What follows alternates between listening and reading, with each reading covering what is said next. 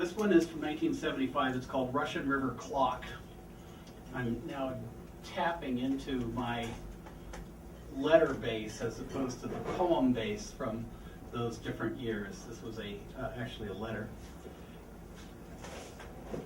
You wouldn't believe it, but if you did, you'd have to picture 3 grown men in a rowboat, one talking and coaxing over a tiny outboard motor, one paddling and cursing and watching for rocks over the bow, and one sitting in the middle bailing water and laughing his head off. Then you'd have to picture the gray fog mixing its reflection with the green of the river the Russians once sailed, except where a gnarled snag or black rock popped its head out of the water. One of those rocks, in fact, was directly underneath the rowboat, and as Ray paddled it, it seemed to become the mainspring of our own Russian River cosmic clock, spinning round and round as Ray paddled faster and faster. The river, it seems, wanted to join in on the fun so much that it came leaking steadily in through the bottom of Vince's boat.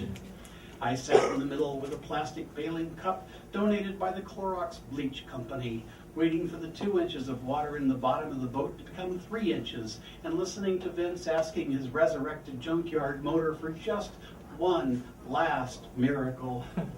Have you ever seen a clock with 3 hands? One steady, marking the overall course in relation to larger things, the second sweeping the area for practical solutions to the present predicament, and the third spinning in the center, enjoying the absurdity of every moment of it all.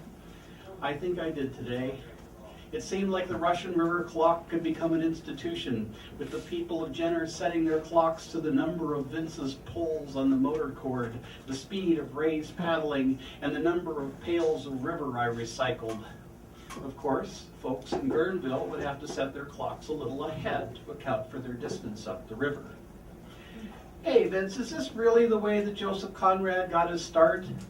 He thought for a moment, put down his screwdriver and said, "Does anybody know anything about an outboard motor?" But we finally did get off the rock by having everybody lean to one side of the boat without dumping off any more people than we had to.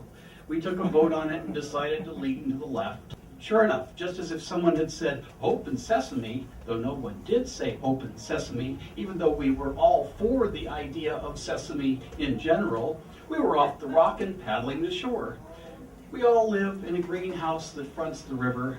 Vince's rowboat is also green and was half filled with water when we docked, and Scotty came puttering up in his newly resurrected pink motorboat, and hence the connection.